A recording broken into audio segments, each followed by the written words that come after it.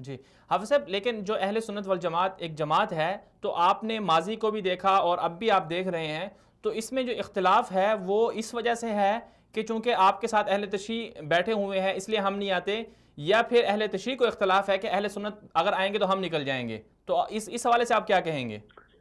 دیکھیں یہ بات ابھی تک میرے جو میری جہاں تک علم ہے، میری جو معلومات ہے، جی یہ بات ابھی نہیں آئی ہے کہ اہل تشیع کہتے ہیں کہ اہل سنت نہیں ہے تو اگر وہ آیا تو پھر ہم نہیں بیٹھیں گے، وہ کہتے ہیں اہل تشیع بیٹھے ہیں پھر ہم.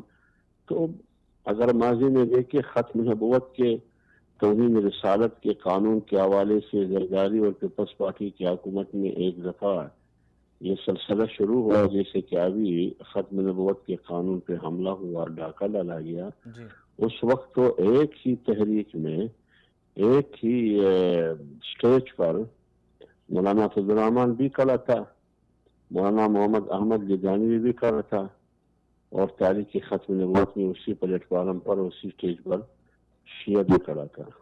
جی میں آپ کو ایسے درجن مثال دے سکتا ہوں، لیکن سوال یہ نہیں ہے.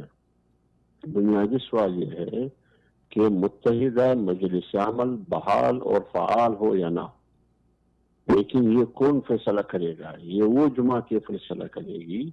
میں بار بار دہراتا ہوں، جو متحدہ مجلس عمل کی ماضی میں حصہ رہی ہے، جب یہ بحال ہو جائے، فعال ہو جائے، آگے اگلا مرحلہ ہوگا جس مرحلے سے آپ کی سوال کا تعلق ہے.